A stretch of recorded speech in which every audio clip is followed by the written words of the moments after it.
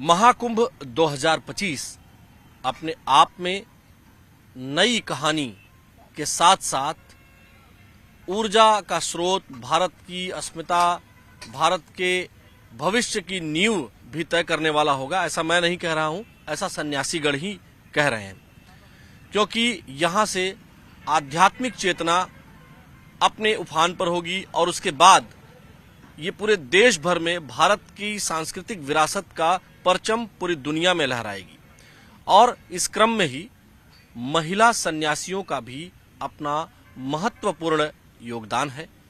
भारत की जो आध्यात्मिक चेतना है उसके बारे में पूरी दुनिया में इस समय चर्चा हो रही है, और यह चर्चा बहुत खास हो जाती है, बहुत अच्छी हो जाती है जब महिला सन्यासी भी इसमें जुड़ती हैं। हमारे साथ सन्यासिनी अखाड़ा, जूना अखाड़ा का ही एक अंग है, उनकी महिला सन्यासी दिव्या गिरी जी हैं।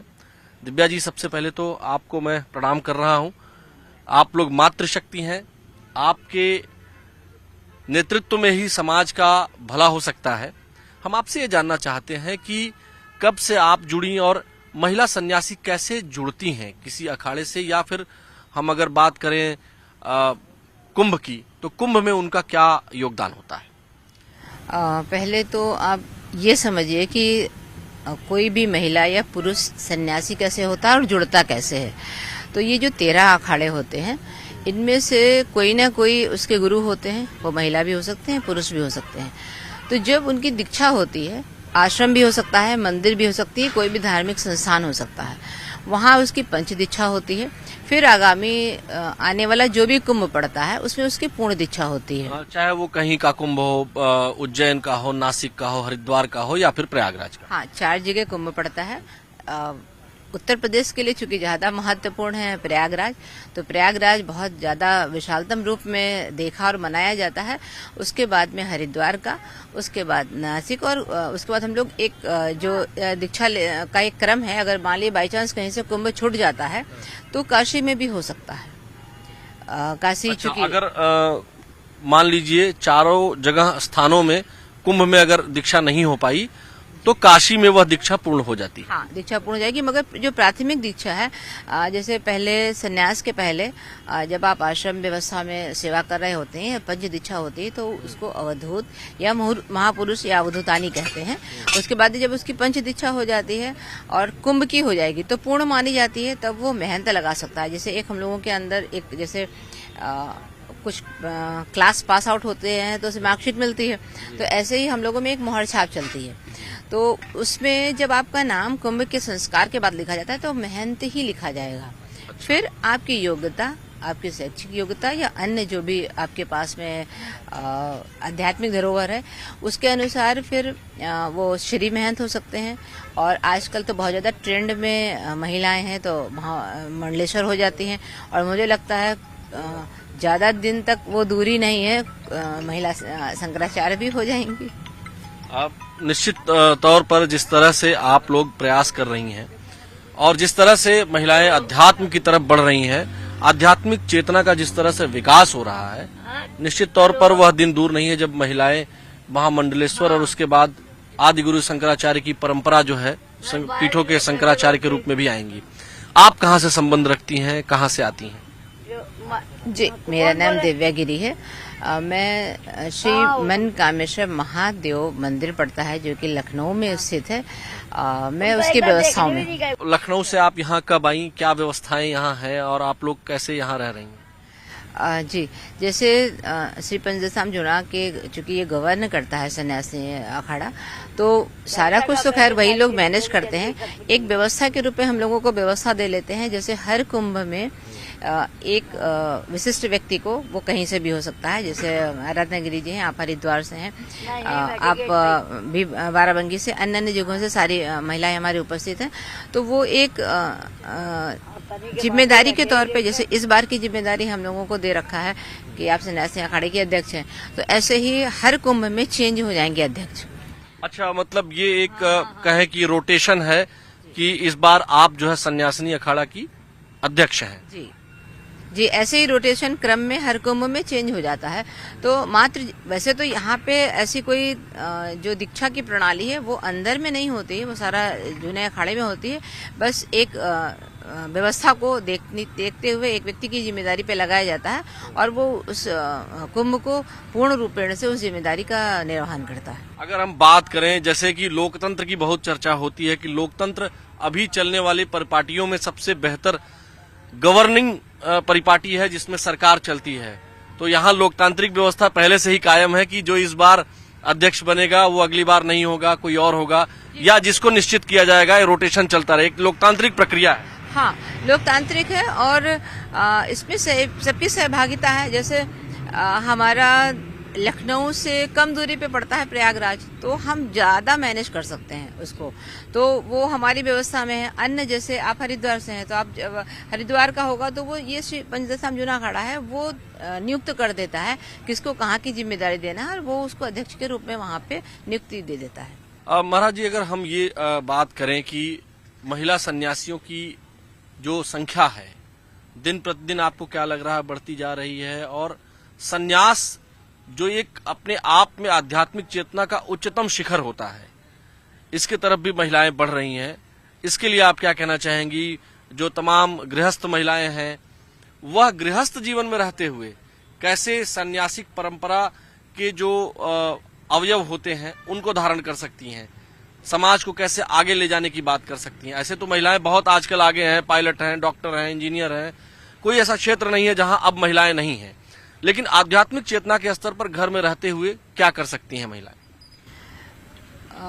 देखिए, वो चाहे समाज हो या सन्यास हो या राजनीति हो या कोई भी आप उनको जिम्मेदारी देंगे तो मुझे ऐसा लगता है ऐसा नहीं है, ये पूर्ण रूपेण सत्य ही है कि महिला समाज की केंद्र बिंदु है, तो वो उसके आसपास ही समाज घूमता है। आप अगर किसी महिला को किसी मठ की जिम्मेदारी दें आप या किसी आश्रम की, वैसे तो आप जिम्मेदारी नहीं भी देंगे तो भी वो संभालेगी। अगर कोई पुरुष उसका उनके गुरुदेव हैं तो वो तो मात्र बैठेंगे ही ना अपने स्थल पे, जो महिला होगी वही तो आसपास घूमेगी, वही सारी व्यवस्था करेगी। तो जब आप उसको बैठाल देंगे तो भी वो व्यवस्था करेगी।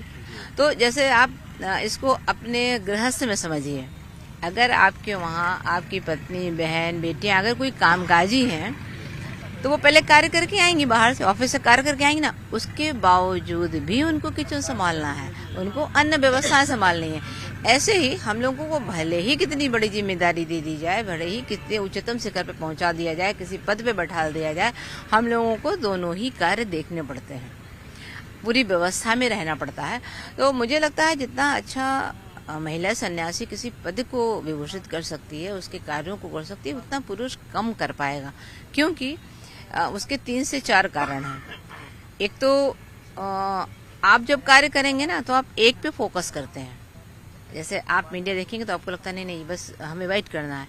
अगर महिला आपकी जगह वाइट कर रही होती तो आपके आसपास भी देखते मुझे आपके बाद क्या करना है, इसके बाद क्या करना है, इनसे क्या कहना है, तो वो एक टाइम में कई कार्य कर लेती है।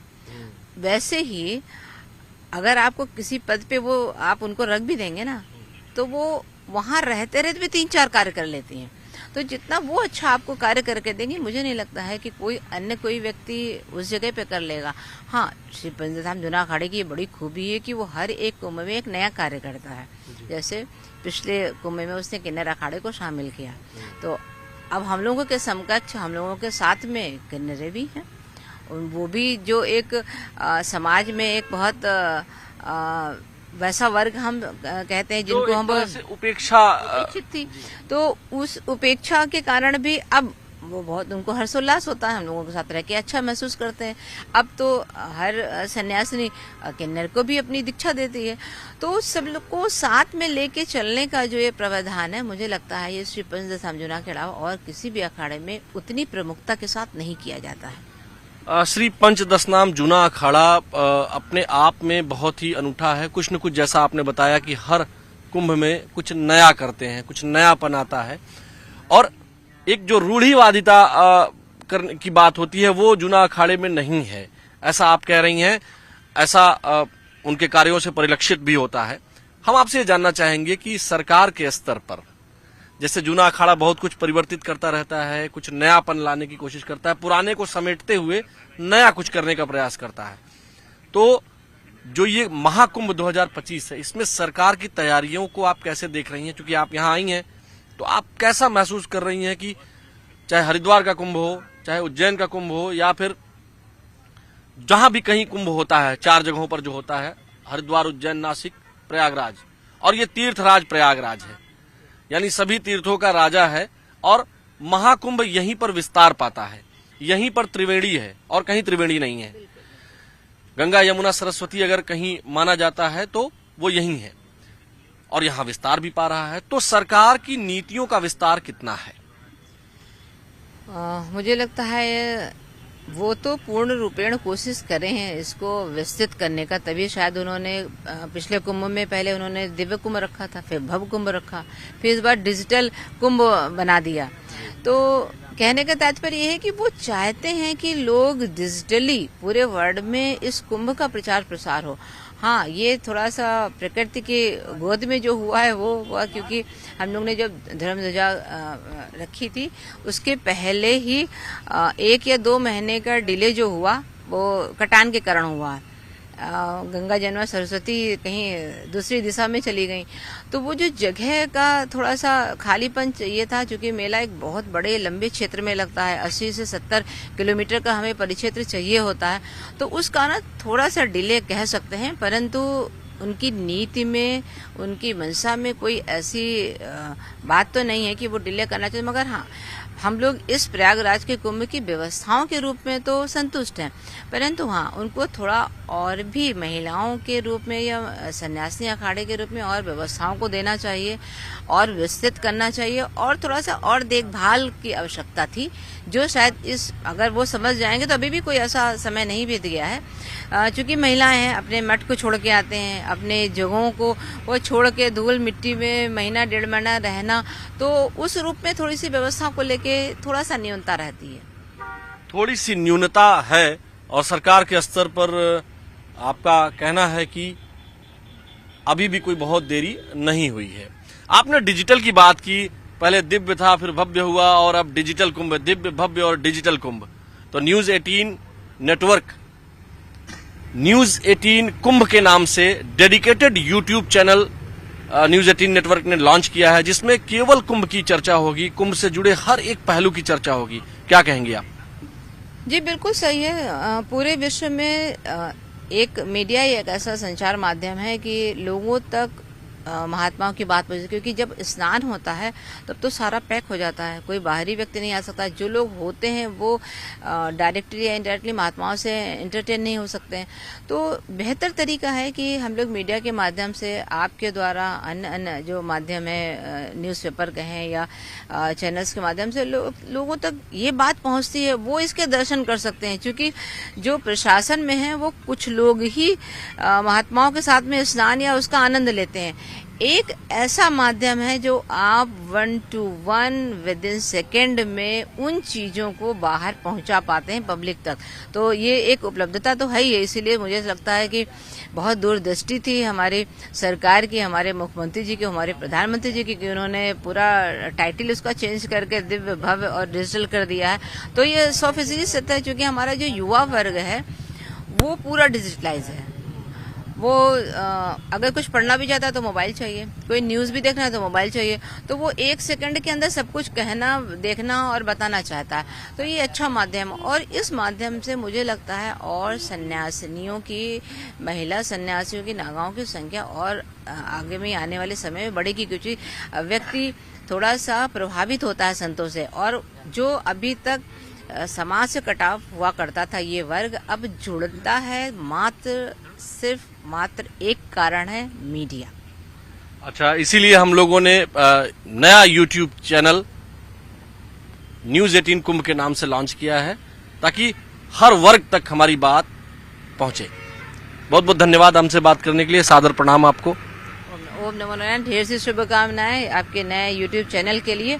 और मेरी कोशिश ये रहेगी कि जो नया युवा वर्ग है, जो सन्यासिनियों से या किन्नरों से थोड़ा सा कटता है, ये दूर से ही देख के, तो वो पास आते हैं, वो जानना चाहते हैं, वो थोड़ा सा मैथमेटिकली भी उनको चाहिए, वो थोड़ा सा तर्क कुतर्क भी करते हैं, वितर्क भी करते हैं। तो ये अच्छी बात है, वो जानने की कोशिश करते हैं कि संत परंपरा क्या है, संत है कैसे, और बहुत लोग तो बनना भी चाहते हैं। तो ये ढेर से इस मीडिया का ही एक ऐसा हम लोग प्रचार माध्यम समझ सकते हैं कि वो हम लोग से डायरेक्ट कनेक्ट हो सकते हैं। ढेर से शुभकामनाएं, ढेर सारा आशीर्वाद।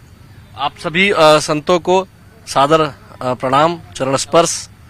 आप लोगों ने हमें समय दिया। देखिए, न्यूज 18 कुंभ के जरिए हम आपको ये दिखाने का प्रयास कर रहे हैं कि यह कुंभ आध्यात्म, चेतना, सांस्कृतिक विरासत का एक अनूठा संवाद का केंद्र है।